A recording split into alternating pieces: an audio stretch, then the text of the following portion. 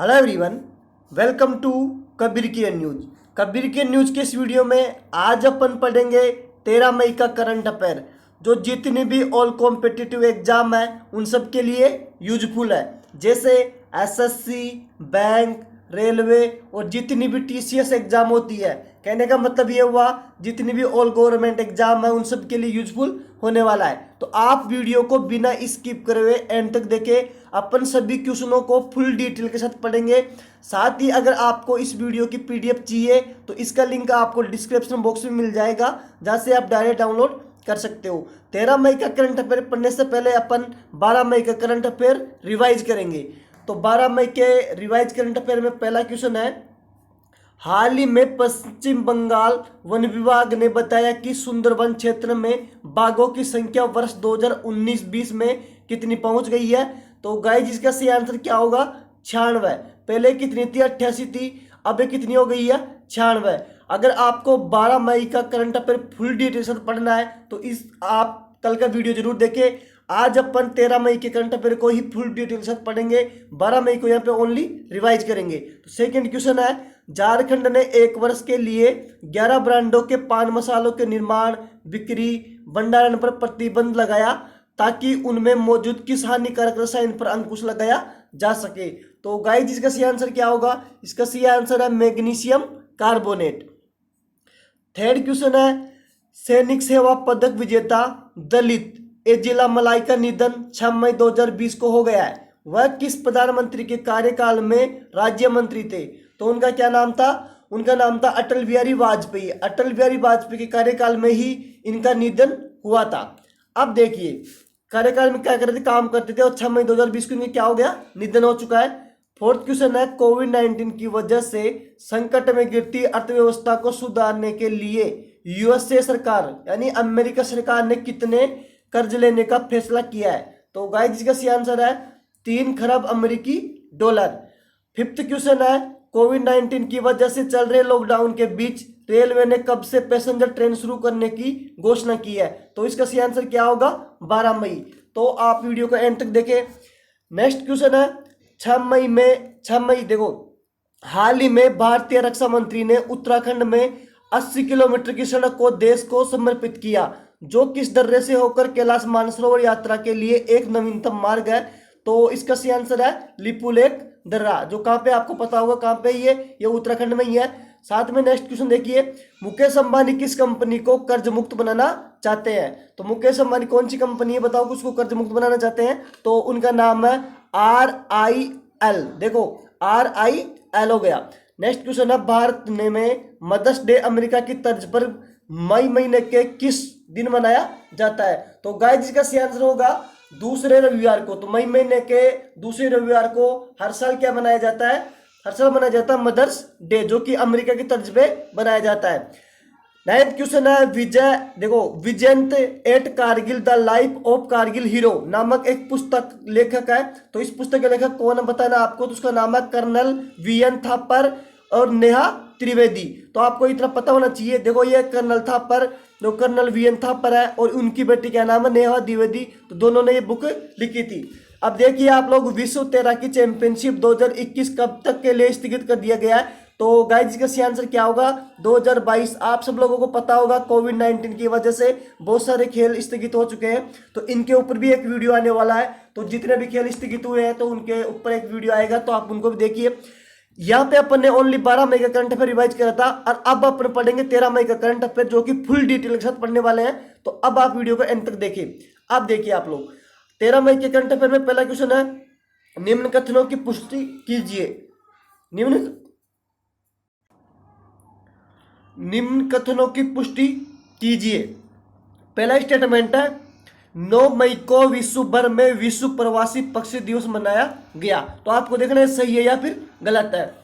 Second statement है, इस वर्ष विश्व प्रवासी पक्षी दिवस की थीम पक्षी हमारी दुनिया को जोड़ते हैं। इंग्लिश में बात करूं तो बर्ड्स कनेक्ट ओवर वर्ल्ड, ये थीम थी। तो बताओ इनमें से दोनों स्टेटमेंट सही है, पर कौन सा सही है? ऑप्शन ए सही है, ऑप्शन बी है 2 सही है, ऑप्शन 3 है ए और बी दोनों सही है, ऑप्शन 4 इनमें से कोई नहीं। तो गाइस इसका सही आंसर क्या होगा आपको खुद से सोचना है। तो बताइए इसका सही आंसर होगा ए और बी दोनों सही है। अब देखो डिटेल से देख लीजिए आप लोग। इस वर्ष 9 मई को विश्व भर में विश्व प्रवासी पक्षी दिवस मनाया गया, जिसकी थीम थी पक्षी हमारी दुनिया को जोड़ते हैं। इसका उद्देश्य है प्रवासी पक्षियों के खतरे, पारिस्थितिक महत्व और संरक्षण के बारे में अंतर्राष्ट्रीय सहयोग की आवश्यकता से वैश्विक जागरूकता उत्पन्न करना है, कि लोगों के मन में वैश्विक स्तर पर पक्षियों के प्रति जागरूकता उत्पन्न करना है। इसे संयुक्त राष्ट्र की 2 संधियों, जिनका क्या क्या नाम है देख लीजिए, वन्य जीवों की प्रवासी प्रजातियों के संरक्षण पर सम्मेलन और African Eurasian water bird agreement और एक गैर लाभकारी संगठन जिसका क्या नाम है एनवायरमेंट फॉर दी अमेरिका, जिसको इंग्लिश में बात की जाए तो EFTA के बीच एक सहयोगात्मक साझेदारी द्वारा बनाया जाता है। पहली बार विश्व प्रवासी पक्षी दिवस कब बनाए गए आपको ये भी पता होना चाहिए। तो पहली बार कब बनाए गए थे 2006 में। तो देखो यहाँ से क्वेश्चन बन जाता है कि पहली बार प्रवासी पक्षी दिवस कब मनाया गया, तो इसका सही आंसर क्या होगा 2006। यह दिवस वर्ष में दो बार मनाया जाता है। कब कब कौन से महीने में मनाया जाता है ये भी देख लीजिए, मई एवं अक्टूबर महीने के दूसरे शनिवार को मनाया जाता है। तो इस क्वेश्चन से आपको इतनी नॉलेज मिलती है। अब देखिए आप नेक्स्ट क्वेश्चन, मिशन सागर के संदर्भ में निम्न कथनों की पुष्टि कीजिए, कि मिशन सागर हाल ही में हुआ है, तो इसके संदर्भ में निम्न कथनों में से कौन सा सही है देख लीजिए। तो पहला स्टेटमेंट आपके पास, भारत द्वारा शुरू की गई मिशन सागर पहल में 5 देश शामिल होंगे, कि जो भारत द्वारा मिशन सागर जो पहल लॉन्च की गई है इसमें कितने देश शामिल होंगे 5। ये बात सत्य है फिर असत्य आपको बताना है। सेकंड का आपके पास स्टेटमेंट है, इस मिशन का उद्देश्य है मालदीव, मेडागास्कर, मॉरिशस, सेशेल्स और कोमोरोस देशों को खाद्य पदार्थों तथा कोविड-19 के लिए जरूरी आयुर्वेदिक दवाओं एवं हाइड्रोक्लोक्सिक क्लोरोक्विन टेबलेट की आपूर्ति करना है। तो बताइए इनमें से कौन सा सही है। तो इन चारों ऑप्शनों में से आपको खुद को सोचना सही आंसर कौन सा होगा। तो देखिए इसका सही आंसर होगा ए और बी दोनों सही है। अब देखिए डिटेल से देख लीजिए, 10 मई 2020 को भारत सरकार ने कोविड-19 महामारी के बीच का एक आउटरीच कार्यक्रम मिशन सागर लॉन्च किया है। देखिए यहाँ पे जरूरी हो जाता है जितने भी भारत सरकार ने कोविड-19 की वजह से एप्लीकेशन लॉन्च की हो या कोई पहल शुरुआत की गई हो, इनके ऊपर एग्जाम में एक क्वेश्चन जरूर बनता है। तो इसके ऊपर भी मैं जितने भी एप्लीकेशन लॉन्च किए गए हैं उनके ऊपर भी एक वीडियो लाने वाला हूं, तो उस वीडियो को आप जरूर देखें। नेक्स्ट देखिए आप स्टेटमेंट इसका जो फैक्ट है वो देख लीजिए, इस मिशन का उद्देश्य खाद्य पदार्थों, कोविड-19 से संबंधित आयुर्वेदिक दवाओं, HHQ टेबलेट की आपूर्ति Maldives, Madagascar, Mauritius, Seychelles, Comoros को करना है। कि जो इस बात का जो ये पहल शुरू की गई इसका मिशन है कि इन 5 देशों को जो भी आपके पास इंडिया के पास वैक्सीन है इन देशों को पहुंचाना है। नेक्स्ट देखिए, इंडियन नौसेना ने अपने केसरी जहाज को इस मिशन के लिए तैनात किया है। तो अब इंडिया ने जो इस मिशन के लिए अब जो नौसेना इंडियन जो नौसेना का जो एक जहाज उसका क्या नाम है केसरी जहाज को इसके लिए तैयार किया गया जो सभी देशों के पास वैक्सीन पहुंचाएगा। मिशन सागर ऑपरेशन को रक्षा मंत्रालय और विदेशी मंत्रालय दोनों के सहयोग के तहत किया जा रहा है। तो आपको इस क्वेश्चन से इतनी नॉलेज मिलती है। अब बढ़ते हैं अपन देखो कुछ और फैक्टों की तरफ देख लीजिए। हिंद महासागर में भारत के सागर विजन के साथ मिशन सागर को घनिष्ठता के साथ तैनात किया गया है। अब ये भी देख लीजिए सागर मिशन क्या है, ये भी इसके बारे में डिटेल देख लीजिए।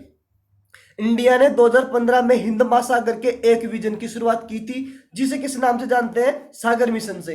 तो कभी कभी ये भी पूछ सकता है एग्जाम में, जो अभी सागर मिशन की पहल शुरुआत की गई है किसकी वजह से की गई है, कोविड-19 की वजह से की गई है।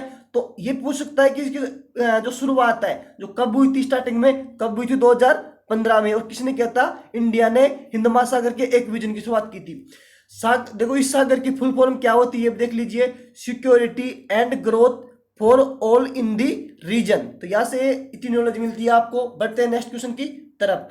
तो नेक्स्ट क्वेश्चन की तरफ बढ़ने से पहले आप हमारे चैनल के ऊपर नए हो तो इस चैनल को सब्सक्राइब कर लीजिए। सब्सक्राइब करने के बाद इस बेल आइकन को जरूर प्रेस कीजिए, क्योंकि अगर आपने इस बेल आइकन को प्रेस नहीं किया तो आपके पास नोटिफिकेशन नहीं आएगी। अगर आपके पास नोटिफिकेशन नहीं आई तो आप इस वीडियो का फायदा नहीं पहुंचा पाओगे। साथ ही गाइज हमारा टेलीग्राम पे एक चैनल है जिसका नाम है डिस्कस स्कोर, जहाँ पे आप टेलीग्राम पे जाके सर्च कीजिए डिस्कस स्कोर्स के नाम से, वहाँ पे टेलीग्राम चैनल मिलेगा, वहाँ से आप हमसे जुड़िए। वहाँ पे आपका जो भी प्रॉब्लम होगी, मैथ की हो, जीके की हो, रीजनिंग की हो, किसी भी सब्जेक्ट की हो, आप शेयर कर सकते हो, आपका आंसर जरूर मिलेगा। या फिर इसका लिंक आपको डिस्क्रिप्शन बॉक्स में मिल जाएगा जहाँ से हमसे जुड़ सकते हो। अगर आप वीडियो को देखो, अगर आप वीडियो देख रहे हो तो इसको लाइक और शेयर जो करना जरूर ना भूले, आप इसको शेयर करें ताकि और लोगों को फायदा मिल सके। नेक्स्ट क्वेश्चन देखिए, हाल ही में महिला पैरा एथलेटिक दीपा मलिक ने संन्यास ले लिया है। दूसरा स्टेटमेंट है, वह खेल रत्न सम्मान को पाने वाली पहली भारतीय महिला है। थर्ड आपके पास, दीपा देश के लिए पैरा ओलंपिक में मेडल हासिल करने वाली दूसरी महिला बन गई है। तो बताइए इन तीनों में से कौन सा स्टेटमेंट सही है। तो गाइस इसका सही आंसर क्या होगा, केवल 1 और 2 सही है। देखिए 1 और 2 कौन कौन से थे वो भी देख लीजिए। Para Olympic committee of India PCI का अध्यक्ष बनने के लिए उन्होंने खेल को अलविदा कह दिया है। अब वो संन्यास ले लिया उन्होंने। नेशनल स्पोर्ट्स कोड के मुताबिक एक सक्रिय एथलीट किसी भी फेडरेशन में आधिकारिक रूप से पद पर नहीं रह सकता। अब साथ ही कुछ फैक्ट आप देख लीजिए। इस नियम का हवाला देते हुए मलिक ने कहा कि वो अब इससे संन्यास ले रही है। दीपा को पद्मश्री भी मिल चुका है। उन्हें पिछले साल खेल दिवस के मौके पर देश का सर्वोच्च सम्मान खेल सम्मान भी मिल चुका है। तो उसका क्या नाम हो, आपको कमेंट सेक्शन में बताना कि देश का जो सर्वोच्च सम्मान है उसका क्या नाम है। आपको इसको कमेंट सेक्शन में आंसर देना है। नेक्स्ट क्वेश्चन है आज के इस करंट अफेयर में, मध्य प्रदेश के मुख्यमंत्री शिवराज सिंह चौहान ने कारखानों में काम की अवधि 8 घंटे से बढ़ाकर कितने घंटे कर दिया है। तो बताइए इसका सही आंसर क्या होगा। पहले आपको खुद से सोचना है इन 4 ऑप्शनों में से आंसर क्या होगा। तो गाइस इसका सही आंसर क्या होगा, 12 घंटे। अब देखो डिटेल्स देख लीजिए। मध्य प्रदेश के मुख्यमंत्री शिवराज सिंह चौहान ने कोविड-19 से प्रभावित उद्योगों व्यवसायियों को पुनः पटरी पर लाने के लिए मकसद से विभिन्न कदमों की घोषणा करते हुए कहा कि प्रदेश में सभी कारखानों में कार्य करने की पाली 8 घंटे से बढ़ाकर कितनी कर दी गई है, 12 घंटे कर दी गई है, ताकि दोबारा से कामकाज पटरी पे आ सके। नेक्स्ट फैक्ट वो भी देखो, उन्होंने प्रदेश में औद्योगिक गतिविधियों को बढ़ाकर रोजगार के अवसरों में वृद्धि की, कि जो भी रोजगार है उन सब में वृद्धि की जाएगी। अब लोगों को अधिक रोजगार मिलेगा।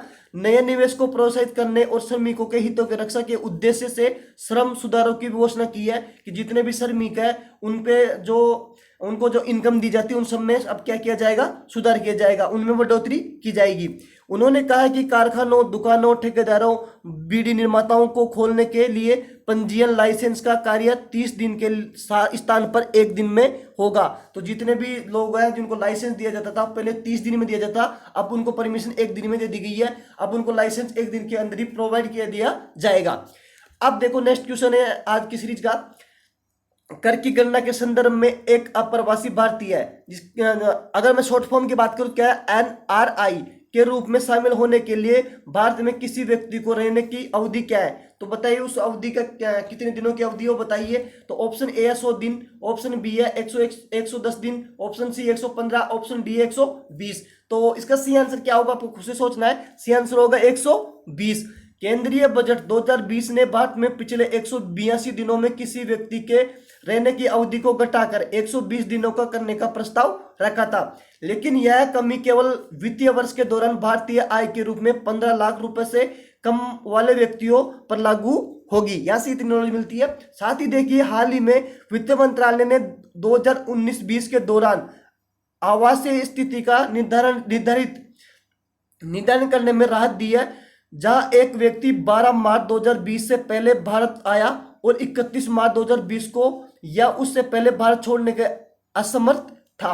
22 मार्च से भारत में उसके रहने की अवधि कितनी कर दी गई है, 31 मार्च को नहीं गिना जाएगा, अन्यथा उन्हें भारतीय निवासियों के रूप में कर रिटर्न दाखिल करना होगा। तो देखो यहां से इतनी नॉलेज मिलती है आपको। आज का अपना नेक्स्ट क्वेश्चन है, अंतरराष्ट्रीय नर्स दिवस कब मनाया गया। तो गाइस का सी आंसर होगा, सी आंसर है इसका 12 मई। तो इंटरनेशनल काउंसिल ऑफ नर्स द्वारा प्रतिवर्ष अंतर्राष्ट्रीय नर्स दिवस आयोजित किया जाता है। तो जो ये अंतर्राष्ट्रीय नर्स दिवस है किसके द्वारा आयोजित किया जाता है, इंटरनेशनल काउंसिल ऑफ नर्स के द्वारा। तो साथ में आपको हर डे की थीम भी पता होना चाहिए। तो मैंने एक वीडियो बनाऊंगा जो सभी इंपॉर्टेंट डे और उनकी जो थीम है उनके बारे में डिस्कस करूंगा, तो आप उनको भी देखना। तो इस वर्ष इस अंतर्राष्ट्रीय नर्स दिवस थी, उसकी थीम क्या थी, nurse a voice to lead nursing the world to health. तो इसकी क्या थी, थीम थी। इस दिन दुनिया की सबसे प्रसिद्ध नर्स फ्लोरेंस नाइटिंगेल का जन्मदिन भी हुआ था। विश्व स्वास्थ्य संगठन WHO ने 2020 को the year of the nurse and midwife के रूप में नामित किया है, क्योंकि यह नाइटिंगेल के जन्म की कौन सी गांठ बनाई गई थी, 200वीं गांठ बनाई गई थी। इस वर्ष को मनाने का मुख्य उद्देश्य कहता है, अभी देख लीजिए, इसके दुनिया की सभी नर्सों को सम्मान प्रदान करना, क्योंकि एक डॉक्टर ही नर्स के बिना अधूरा रहता है। तो इसलिए इसका उद्देश्य था कि नर्सों को इंपॉर्टेंस दी जाए।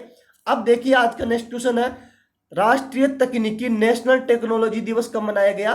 तो गाइस इसका सही आंसर क्या होगा आपको खुद से सोचना है। तो इसका सही आंसर है 11 मई। इस दिवस को पूरे भारत में 11 मई 1998 को पोखरण में हुए एक नए शक्ति फर्स्ट परमाणु मिसाइल के सफल परीक्षण की वर्षगांठ में मनाया जाता है कि जो सबसे पहले परमाणु परीक्षण किया गया था उसी की वर्षगांठ में क्या मनाया जाता है? 11 मई 1998 को क्या मनाया जाता है आपको पता होना चाहिए। तो अभी बताएं मैंने कौन सा डे बनाया जाता है, उसका डे का नाम है राष्ट्रीय तकनीकी डे। साथ ही गाइस देख लीजिए इस परीक्षण को पोखरण सेकंड के नाम से भी जाना जाता है, जबकि पहले पोखरण परीक्षण को कोड नाम था। जो सबसे पहला पोखरण परीक्षण हुआ था तो उसका जो कोड का नाम था इस्माइलिंग बुद्धा। तो यहाँ से एक एग्जाम में क्वेश्चन पूछा जाता है तो आपको पता होना चाहिए। तो यहाँ से आप रट लीजिए कि जो परमाणु परीक्षण का कोड था का नाम क्या था? इस्माइल बुद्धा, जिसे 1974 में परीक्षण किया गया था। इस ऑपरेशन का संचालन पूर्व राष्ट्रपति और aerospace engineering doctor APP Abdul Kalam ने किया था। तो आपको इतना पता होना चाहिए कि वो एक राष्ट्रपति भी थे उस टाइम और क्या थे? एरो इंजीनियरिंग डॉक्टर भी थे। इन परमाणु परीक्षणों के बाद अमेरिका और जापान के सहित कई बड़े देशों ने इंडिया पर प्रतिबंध भी लगा दिया था। इस सफल परीक्षण के बाद भारत परमाणु संपन्न देशों में से शामिल हो गया था। तो देखो ये एक तरीके से खुशखबरी थी और अपने लिए इंडिया के लिए एक अच्छा था। इसीलिए अपने देश में अब 11 मई को क्या बनाया जाता है? विश्व जो परीक्षण दिवस मनाया जाता है। नेक्स्ट क्वेश्चन देख लीजिए, हरिशंकर वासुदेव का निधन 10 मई को कोविड-19 की वजह से हो चुका है। तो वो कई में से क्या थे? इतिहासकार थे, खगोल शास्त्री थे, कार्टूनिस्ट थे या फिर लेखक थे। तो गाइस जिसका सही आंसर क्या होगा? वो एक इतिहासकार थे। प्रसिद्ध इतिहासकार हरिशंकर वासुदेव का कोविड-19 के कारण 63 वर्ष की उम्र में निधन हो चुका है और वासुदेव को रूस मध्य एशिया के इतिहासकारों में अग्रणी नामों में से एक जाना जाता है। जो रूस और मध्य एशिया के जितने भी नामी व्यक्ति हैं उनमें से उनको गिना जाता है, वो एक इतिहासकार थे। इसके अतिरिक्त वे भारतीय रूस संबंधों के विशेषज्ञों के रूप में भी जाने जाते हैं। वर्तमान में वह कलकत्ता विश्वविद्यालय में इतिहास विभाग के प्रोफेसर के रूप में कार्य कर रहे थे। तो ऐसे एक इंपॉर्टेंट क्वेश्चन बन जाता है कि वो प्रेजेंट में कौन सी पोस्ट पे और कहां पे कार्य करते? तो वे कलकत्ता के विश्वविद्यालय में इतिहास विभाग के प्रोफेसर थे। इससे पूर्व उन्होंने केंद्रीय संस्कृति मंत्रालय के अंतर्गत Maulana Abdul Kalam Azad institute of Asian studies Calcutta के निदेशक के रूप में भी कार्य कर चुके हैं। तो आपको तो पता होना चाहिए। हरिशंकर वासुदेव ने कैम्ब्रिज विश्वविद्यालय में स्नातक किया, जहां से उन्होंने अपनी स्नातक और PhD भी पूरी की। हरिशंकर वासुदेव वर्ष 2011 में से वर्ष 2014 के मध्य भारतीय ऐतिहासिक अनुसंधान परिषद के सदस्य भी रह चुके हैं। नेक्स्ट क्वेश्चन है, अंतरराष्ट्रीय हॉकी महासंघ के प्रमुख के रूप में नरेंद्र बत्रा का कार्यकाल कितने समय के लिए बढ़ा दिया गया है? तो देखो यहाँ से एक क्वेश्चन ऐसे इंपोर्टेंट बन चुका है। अब आपको पता चली गया होगा कि अंतरराष्ट्रीय हॉकी महासंघ के जो प्रमुख है वो कौन है? नरेंद्र बत्रा है। अब उनका कार्यकाल समाप्त हो गया था लेकिन उनका कार्यकाल बढ़ा दिया गया। तो कब तक बढ़ाया गया ये आपको पता होना चाहिए। तो खुद से सोचिए आंसर क्या होगा। तो गाइस इसको आंसर क्या होगा? मई 2021 तक। नवंबर 2016 में नरेंद्र बत्रा को फिच का जो उसकी शॉर्ट फॉर्म क्या है? फिच का अध्यक्ष चुना गया था। इसका कार्यकाल इसलिए बढ़ा दिया गया क्योंकि सालाना कांग्रेस कोविड-19 महामारी के चलते स्थगित कर दिया गया है। देखो यहाँ पर FIH फिच मतलब फिच की बात की जाए तो कार्यकारी बोर्ड की ऑनलाइन बैठक ने 8 मई 2020 को कांग्रेस स्थगित करने का फैसला लिया था। दुनिया भर में कोविड-19 की महामारी के कारण कांग्रेस स्थगित करने का फैसला जो फिच कानून की धारा 12.1 के अंतर्गत आता है। इस फैसले के सभी जो FIH फिच के सभी अधिकारियों का कार्यकाल बढ़ाया गया। जितने भी उसमें फिच के कार्यकारी जो अधिकारी उनका कार्यकाल बढ़ा दिया गया। इस बोर्ड के सदस्यों का कार्यकाल अक्टूबर 2020 का तक समाप्त होना था, जिसे मई तक बढ़ा दिया गया है। और इसी आधार पर पदों के आगामी कार्यकाल को कम से कम कितना कर दिया गया है? 2021 के मध्य से 2024 तक कर दिया गया है। तो नेक्स्ट क्वेश्चन है आज के इस सीरीज का, करेंसी नोटों से कोरोना वायरस के संक्रमण के खतरे को देखते हुए किस शहर में सामानों की होम डिलीवरी पर डिजिटल पेमेंट अनिवार्य कर दिया गया है? तो गाइस का सही आंसर क्या होगा? सही आंसर है इसका अहमदाबाद। राज्य सरकार ने यह फैसला किया है और जो वहाँ की जो अहमदाबाद जो राज्य सरकार है तो अहमदाबाद आपको पता होगा कौन सा शहर है? गुजरात का एक शहर है। तो गुजरात सरकार ने इसे यह फैसला लिया है। इस संबंध में गुजरात के अतिरिक्त मुख्य सचिव राजीव कुमार गुप्ता ने आदेश जारी किया है। अहमदाबाद में 5000 से ज्यादा नोवेल कोरोना वायरस के पेशेंट है। देख लीजिए यहाँ पे कितने 5000 से अधिक हो चुके हैं। मुंबई के बाद अहमदाबाद में कोरोना का सबसे अधिक कहर है। जो मुंबई के बाद, जो महाराष्ट्र में मुंबई है वहां से, उसके बाद अहमदाबाद में सबसे ज्यादा कोरोना वायरस के पॉजिटिव पाए गए हैं। सरकार ने यहाँ पर पहले सभी दुकानें बंद करने का आदेश दिया था। यहाँ पर होम डिलीवरी पर रोक लगाई जा चुकी थी, लेकिन इसके बाद भी पेशेंट बढ़ते जा रहे हैं, जबकि लोगों को घर से जरूरत के सामान भी चाहिए। ऐसे में वहाँ अब यहाँ 15 मई से सामानों की होम डिलीवरी शुरू कर दी गई है। ऐसे में नगर निगम ने कैश ऑन डिलीवरी पर रोक लगा दी है। अब यहाँ सिर्फ डिजिटल पेमेंट से ही होगा। देखो, ऑनलाइन डिलीवरी तो हो चुकी है, लेकिन जो अब पैसे दिए जाते हैं तो पैसे अब कैश नहीं दिए जाएंगे, अब वो ऑनलाइन ही दिए जाएंगे, ताकि जिन लोगों में कोरोना वायरस है तो पैसे देने की वजह से अब दूसरे लोगों में नहीं फैल सके, इसलिए क्या होगा, डिजिटल पेमेंट किया जाएगा। किराना सामान भी मंगवाया जा सकेगा। सब्जियां, दूध, फल, किराने के सामान की उन 17,000 दुकानों पर भी यह नियम लागू होगा जो अहमदाबाद नगर निगम के दायरे में आती है। तो गाइज, आपको वीडियो पसंद आई होगी। Thanks for watching this video. अगर आपको वीडियो पसंद आई तो इसको लाइक शेयर करना नहीं भूले। साथ ही हमारा जो टेलीग्राम चैनल है डिस्कस स्कोर्स नाम से, क्या नाम है, डिस्कस स्कोर्स, तो टेलीग्राम पे जाकर सर्च कीजिए, वहां से आप हमसे जुड़ सकते हो। तो फिर मिलते हैं किसी नेक्स्ट वीडियो में। Thank you.